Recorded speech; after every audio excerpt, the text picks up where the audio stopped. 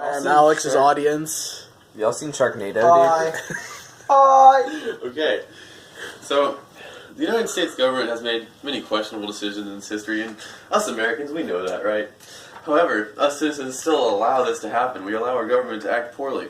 One pressing problem has been the practice of gerrymandering, the process of redrawing congressional voting districts in order to manipulate the voting patterns in certain regions, in certain people's favors.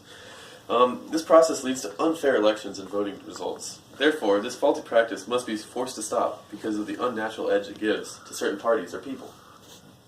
Gerrymandering forms congressional districts that are weirdly shaped and geographically inefficient, such as this. This is the original gerrymander, which this term is derived from the Massachusetts governor named Elbridge Gerry, who in the early 1800s redrew a district to look like all weird, and it benefited him. And people said it looked like a salamander, so salamander plus Gerry became gerrymandering. That's real cool. Nowadays, legislatures are supposed to redraw congressional districts once every 10 years. Bless you.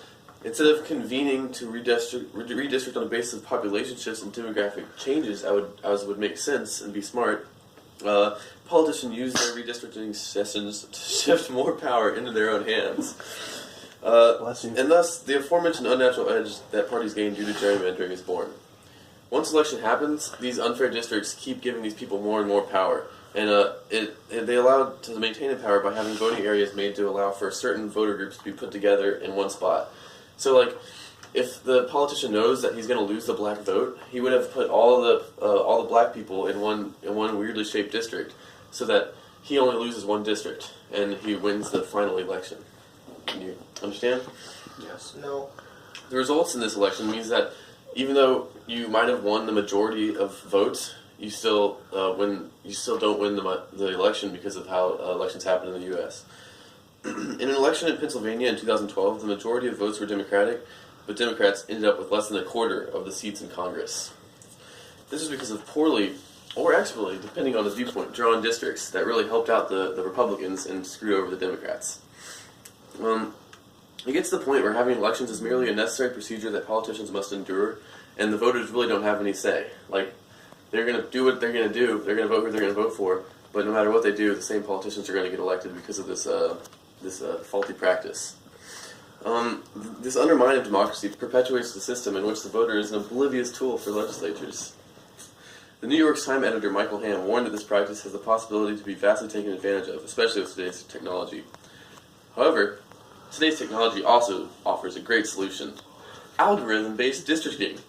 This algorithm-based districting would allow for much more efficient districts and would end this faulty practice of corruption and everything. And things would just be much better.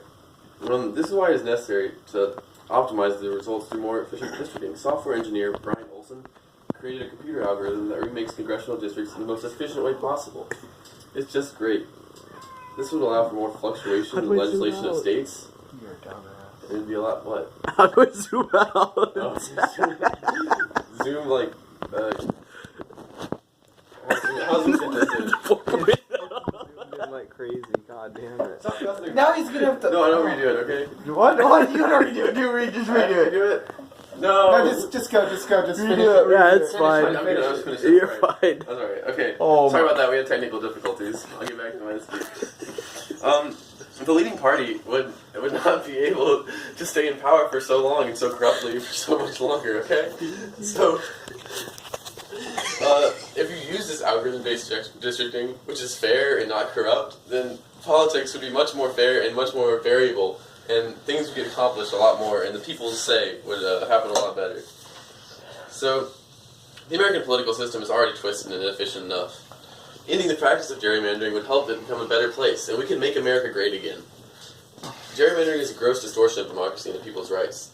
So I want you people to just think about this and recognize that the horrible things that gerrymandering has done to this country.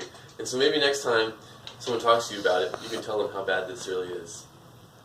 Thank you for your time. no, that's